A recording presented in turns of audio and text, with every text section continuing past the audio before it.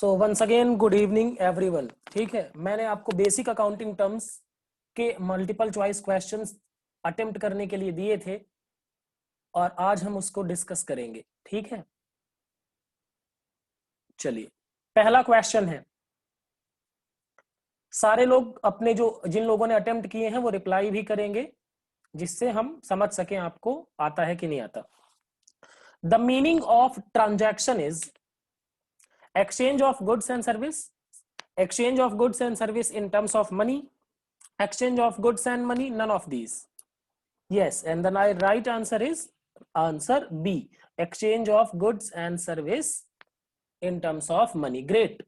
Fixed assets include, fixed assets में क्या include किया जाता है? Closing stock, payment in advance, furniture, cash. Question number 17. Bilal ने जवाब दिया, पवन ने जवाब दिया, बाकी लोग भी रिप्लाई करें जल्दी से। Riyaz Ahmad, Adil Bhat, Imtisal, okay, Mohammad Naeem and C, yes, furniture is the right answer. ठीक है, उसके बाद आते हैं which of the following is intangible asset. Question number 18, which of the following is intangible asset? A, Bilal ने जवाब दिया, इरशाद, मोहम्मद नईम, वीवो, Bhat, Mohammad Salim, JK Panotra, Pawan Singh, okay, and the right answer is goodwill. ठीक है, इंटेंजिबल एसेट्स उनको कहते हैं जो हमें दिखाई नहीं देती हैं लेकिन उनसे हमें बेनिफिट मिलता है, तो A answer is the right answer. A person who has to pay money to the firm is called, एक ऐसा पर्सन जिसको फर्म, मतलब देखो समझो ये क्या है, एक ऐसा पर्सन जो फर्म को पैसा देगा, फर्म को पैसा देगा, ठीक है, उसको क्या बोलेंगे? A person who has to pay money to the firm, जो फर्म को पैसा देगा उसको क्या बोलेंगे?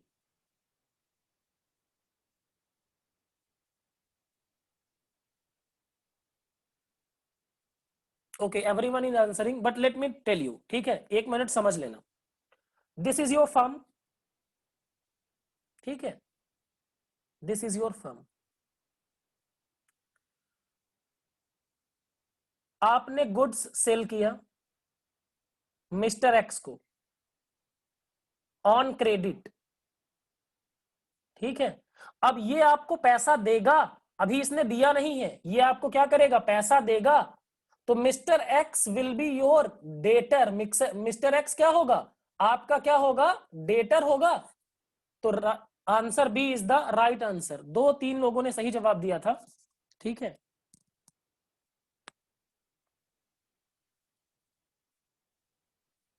सो B is the right answer. जो फर्म को पैसा देगा वो डेटर होगा फर्म का, ठीक है। Is it clear to everyone? जिनको डाउट था, जिन्होंने गलत जवाब दिया था, बताएं जल्दी से बताइए। जिन लोगों ने गलत जवाब दिया था उनको क्लियर हो गया? देखो, अच्छा, एक्सप्लेन डेटर एंड क्रेडिटर, समझना, ठीक है। मान लो आप हैं मिस्टर पवन,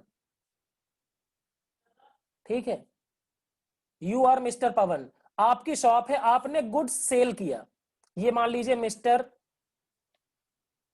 आदिल आए आपके पास, आदिल ने आपसे गुड्स परचेस किया, गुड्स परचेस किया, क्रेडिट, उधार खरीदा, क्रेडिट पर खरीदा, तो अभी इन्होंने पैसे नहीं दिए, आपको बाद में पैसे देंगे, तो mister Adil is debtor for you, mister Adil is debtor for you. जिसको हम उधार गुड्स बेचेंगे वो हमारा डेटर होगा क्योंकि बाद में वो पैसा हमें देगा, ठीक है।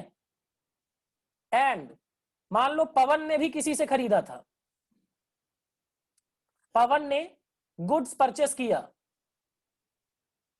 एक दूसरी फर्म से खरीदा, मान लीजिए इरशाद से खरीदा, इनसे परचेस किया क्रेडिट पर, तो पवन ने गुड्स खरीदा लेकिन पैसा नहीं दिया, उधार खरीदा, तो ये पवन का, ये इरशाद क्या बन जाएगा? पवन का क्रेडिटर। देखो समझ लो, जिससे हमें पैसा लेना है, जिससे हमें पैसा लेना है वो हमारा डेटर होगा, जिसको हमें पैसा देना है वो हमारा डेटर होगा, सॉरी, जिसको हमें पैसा देना है वो क्रेडिटर होगा। पैसा जिससे आएगा वो हमारा डेटर, और पैसा जिसको जाएगा वो हमारा क्रेडिटर। समझ आई बात?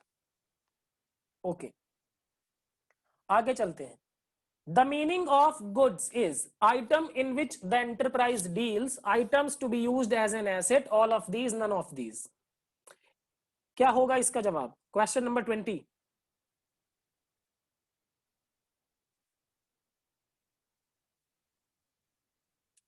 Yes, A is the right answer. Deals मतलब जिसमें एंटरप्राइज सेल परचेस करता है उसको ही गुड्स बोला जाएगा, ठीक है। Okay, question number 21। A person to whom money is owed by the firm is called। ऐसा पर्सन जिसे फर्म पैसा देगा, जिसका पैसा फर्म को देना है, वो कौन होगा? ए, क्रेडिटर। यस, अब समझ में आया difference between debtor and creditor? जिन लोगों को डाउट था, फर्म पैसा देना है, फर्म को पैसा देना है जिसको वो क्रेडिटर, फर्म को पैसा लेना है जिससे वो debtor. Okay, great. Which is an intangible asset of in the following? कौन सा एसेट, क्वेश्चन नंबर 22, कौन सा एसेट इंटेंजिबल एसेट है? And everyone is correct. Goodwill भी इंटेंजिबल एसेट है, ट्रेडमार्क भी इंटेंजिबल एसेट है, पेटेंट भी इंटेंजिबल एसेट है, तो answer D is the right answer. Okay, अच्छा, क्वेश्चन नंबर 23, इसको आप कट कर दें, ये इनअप्रोप्रिएट, इनकम्प्लीट क्वेश्चन आ गया यहां पर, ठीक है। Question number 24, which of the following is not an income? इनमें से कौन सा इनकम नहीं है? कमीशन रिसीव्ड, हमें कमीशन मिला, ये तो इनकम होगा। डिस्काउंट मिला, ये भी हमारे लिए इनकम है। इंटरेस्ट मिला, ये भी हमारे लिए इनकम है। Capital is not income, hence D is the right answer. Great. Which of the following is not an expense? ये अकाउंट यहां पर कट कर दीजिए। विच of the following is not an expense? कौन सा इसमें एक्सपेंस नहीं है? वेजेस यानी मजदूरी, ये भी क्या है? एक्सपेंस है। रेंट पे करना एक्सपेंस है। एडवांस वेजेस पेड, एडवांस जब पे करते हैं तो इसको प्रीपेड बोलते हैं, और प्रीपेड क्या होता है? एसेट होता है। प्रीपेड क्या होता है? प्रीपेड एक्सपेंस हमारा एसेट होता है, क्योंकि बाद में बेनिफिट मिलेगा। और वेजेस पेड फॉर रिपेयरिंग, ये भी क्या है? एक्सपेंस। तो सी ही इज द राइट आंसर। अब प्रीपेड और आउटस्टैंडिंग में एक्सप्लेन कर चुका हूं, तो आप पहले वाला वीडियो देखेंगे, इससे पहले वाला, उसमें सारी चीजें डिटेल में एक्सप्लेन है, ठीक है। Which of the following is not a business transaction? Cash paid to creditor for goods purchase किया और क्रेडिटर को कैश पे किया। Received order to supply goods worth ₹10,000। Depreciation charged on furniture. Paid electric charges. बताएं जी।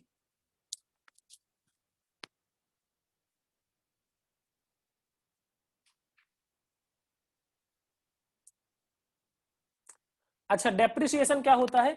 Depreciation assets जब हम use करते हैं, मान लीजिए 10 लाख की हमने एसेट खरीदी, ठीक है। अब ये 10 लाख की एसेट यूज करेंगे तो इसकी वैल्यू कम होती चली जाएगी, वैल्यू रिड्यूस होती चली जाएगी, कम होती जाएगी। तो जो वियर एंड टियर, यूज से जो वैल्यू रिड्यूस होती है उसको क्या बोलते हैं? डेप्रिसिएशन। उसको क्या कहते हैं? Depreciation. Reduction in value of asset due to use, उसको क्या कहते हैं? Value of asset. पहला, कैश पेमेंट किया, बिल्कुल ट्रांजैक्शन है। उसके बाद और समझ लेते हैं, इलेक्ट्रिसिटी चार्जेस पे किया, बिल्कुल ट्रांजैक्शन है। फर्नीचर पर डेप्रिसिएशन लगाया, ये भी ट्रांजैक्शन है। Received order to supply goods worth, order मिला है, अभी ना तो गुड्स सप्लाई हुआ है ना पैसा मिला है, सिर्फ क्या मिला है? ऑर्डर मिला है। फोन पे ऑर्डर आया कि सर हमें गुड्स चाहिए, तो क्या तभी ट्रांजैक्शन लिख लोगे? क्या तभी से रिकॉर्ड कर लोगे कि कमाई हो गई? नहीं, ऑर्डर मिलने से नहीं होता। ऑर्डर कैंसिल भी हो सकता है आपका, ऑर्डर कैंसिल भी हो सकता है। So B is the right answer. Your right answer is B, ठीक है। समझ में आई बात? क्योंकि सिर्फ ऑर्डर मिला है, ऑर्डर मिला है, सप्लाई नहीं किए हैं। ऑर्डर कैंसिल भी हो सकता है, ठीक है। Which of the following is not a business transaction? Bought furniture for business, business के लिए फर्नीचर खरीदा, तो ये तो बिजनेस ट्रांजैक्शन है। पेड सैलरीज टू एम्प्लॉय, ये भी बिजनेस ट्रांजैक्शन है। Paid sons school fees from personal bank account, मान लो अपने बेटे की स्कूल फीस उसने पे की अपने बैंक अकाउंट से, पर्सनल बैंक अकाउंट से, तो बिजनेस में इसका कोई लेना देना नहीं है, ठीक है। और डी देख लेते हैं, paid sons school from business money, business money से जब पे करेगा तो उसको क्या बोलेंगे, ड्रॉइंग, क्या बोलेंगे उसको, ड्रॉइंग बोलेंगे, ठीक है। तो सी इज द राइट आंसर, ठीक है। Which of the following is not an expense, कौन सा इसमें एक्सपेंस नहीं है, सैलरीज, रेंट, परचेजेस, ड्राइंग, बताएं मुझे कौन सा इसमें एक्सपेंस नहीं है।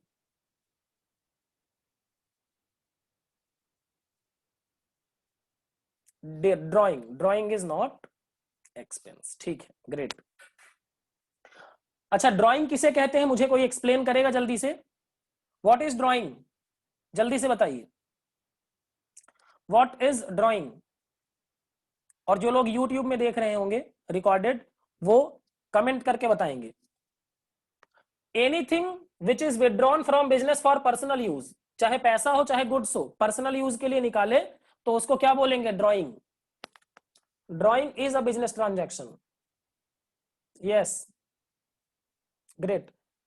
आते हैं जरा question number 29, expense that has been paid in advance and the benefit of which will available in following year or years, बताएं। एक्सपेंस जो हमने एडवांस में दे दिया और उसका बेनिफिट हमें बाद में मिलेगा फ्यूचर ईयर्स में, उसको क्या बोलेंगे, outstanding expenses, prepaid expenses, both, दोनों। And everyone is answering and prepaid expense is the right answer, great, ठीक है। उसके बाद expense that has been incurred but not has been paid and which payment is due at the end of the year, expense जो incur हो गया, जिसकी liability हमारे ऊपर आ गई लेकिन अभी हमने उसको पे नहीं किया है, ऐसे expense को क्या बोलेंगे, क्या आंसर होगा इसका, question number 30।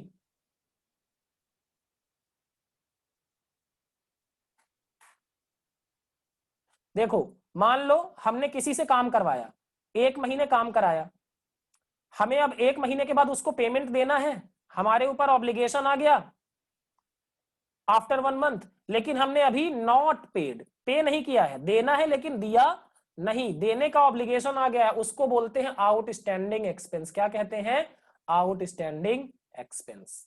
So B is the right answer, ठीक है, okay. If the benefits arising out of expenses expire in same accounting period, then expenses will be, ऐसे एक्सपेंसेस जिनका फायदा सिर्फ उसी अकाउंटिंग ईयर में समाप्त हो जाएगा, एक अकाउंटिंग ईयर में खत्म हो जाएगा, उसको कौन सा एक्सपेंस बोलोगे। रियाज अहमद ने जवाब दिया, इम्तिसल ने दिया, जेके पनोत्रा ने दिया, बाकी लोग भी रिप्लाई करें जल्दी से। जिसका बेनिफिट 1 साल में ही खत्म हो जाएगा उसको क्या बोलते हैं, आदिल ने भी जवाब दिया। भट्ट, आपका यस क्या है, यस मतलब अच्छा ए, ओके, और बाकी लोग बीवो का बी कहना है।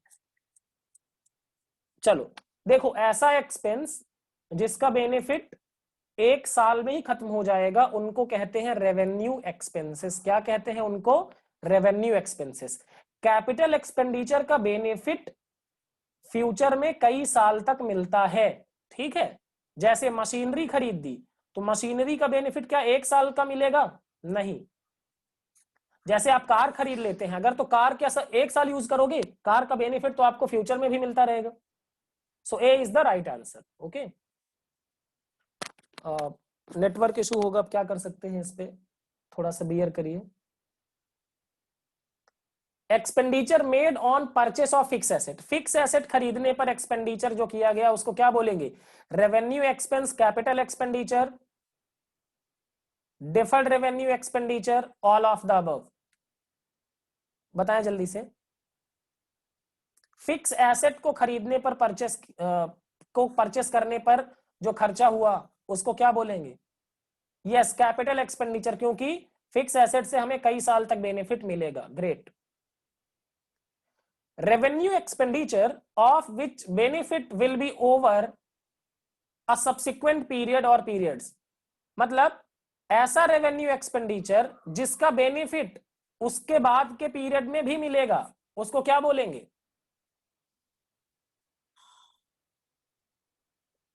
Capital expenditure.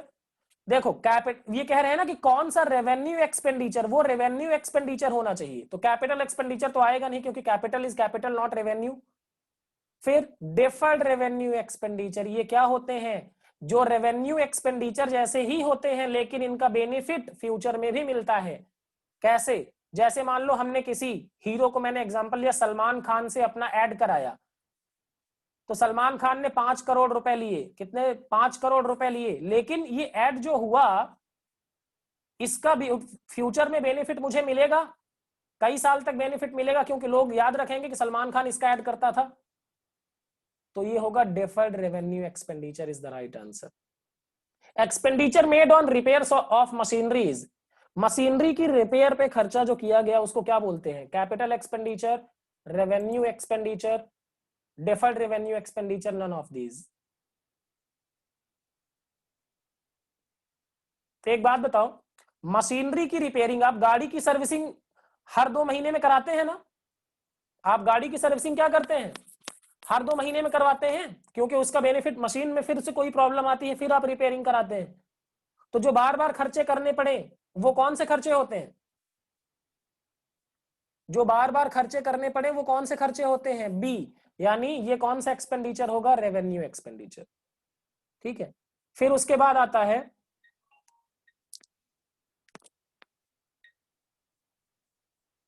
Amount of credit cells which can not be recovered is. हमने गुड्स उधार बेचा था, देखो समझना, हमने क्रेडिट पे गुड्स सेल किया था, अब वो हमें रिकवर नहीं होगा।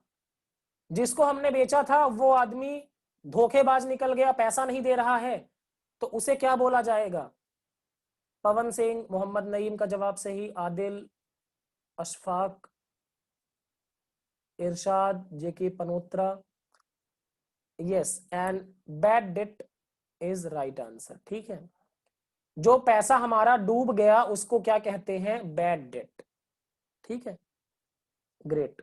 तो कितने लोगों के सारे मतलब ये लगभग 20 क्वेश्चन थे, 20 में से कितने लोगों के 18 सही थे? आप चेक कर सकते हैं, इससे आपको अपनी परफॉर्मेंस आप असेस कर पाएंगे।